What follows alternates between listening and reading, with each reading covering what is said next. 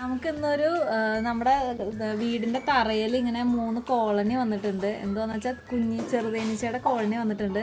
നമുക്കതിനെ എങ്ങനെയായാലും ഒന്ന് നമ്മുടെ വേറെ കുടത്തിലേക്ക് എങ്ങനെ ആക്കണം. അപ്പോൾ അതിനായിട്ട് ഞാൻ ട്യൂബ് വെച്ചിട്ട് തേനീച്ചനെ പിടിക്കാൻ പറ്റുമോ എന്ന് നോക്കുന്നതാണ്. ആദ്യമായിട്ടാണ് ട്രൈ ചെയ്യണം. നമുക്ക് നോക്കാം. രണ്ടിടത്ത് ഞാൻ സെറ്റ് ചെയ്തിട്ടുണ്ട്. കാണിച്ചു തരാട്ടോ.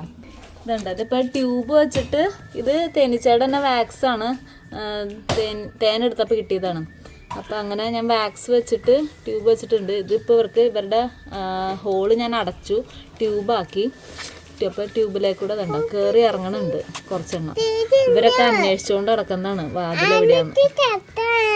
പൂമ്പൊടിയും കൊണ്ട് നടക്കണുണ്ട്. പൂമ്പൊടി എടുത്തോണ്ട് വന്നതാണ് തേനീച്ച. അതുപോലെ സൈഡിലെ തറയിൽ ഇതുപോലെ 2 കോളനി ഞാൻ കണ്ടുപിടിച്ചു. ഒരിടത്ത് തന്നെ ഒട്ടിച്ചിട്ടുണ്ട് കേട്ടോ. ഇവിടെയും തേനീച്ച എൻ്റെ വാതിൽ തപ്പിക്കൊണ്ട് നടക്കാണ്. ഇനി ഇവർ പയ്യെ ട്യൂബിലേക്കൂടെ കയറി ഇറങ്ങി, അകത്തുള്ളവരും ട്യൂബിലേക്കൂടെ കയറി ഇറങ്ങി വരും. ഇനി 2 ദിവസം കഴിയുമ്പോൾ നമുക്കിവിടെ കലം സെറ്റ് ചെയ്യണം. അപ്പോൾ ഇവിടെ പുതിയൊരു കോളനി ഉണ്ട് കേട്ടോ. നമുക്കപ്പോൾ ഇവിടെ എങ്ങനെ സെറ്റ് ചെയ്യണമെന്ന് നോക്കാം. എൻ്റെ മെഴുകുണ്ട്. ഇതിങ്ങനെ അവിടെ പിടിച്ചോട്ടെ സാ നടക്കണം.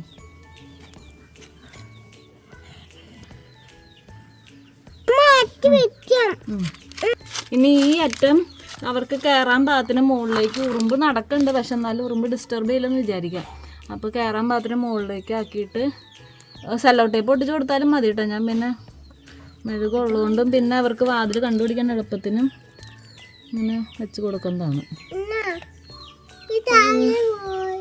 അതിലെവിടെയാണെന്ന് അറിയാത്തതുകൊണ്ട് ഇങ്ങനെ പരതി നടക്കുന്നതാണ്. ഇതിൻ്റെ അകത്തേക്കൂടെ ഒരു ഈച്ച കയറി പോയിട്ടുണ്ട് അകത്തേക്ക്. അതുപോലെ ഇനി അവർ പയ്യെ അവരുടെ വാതിൽ കണ്ടുപിടിച്ചോളും.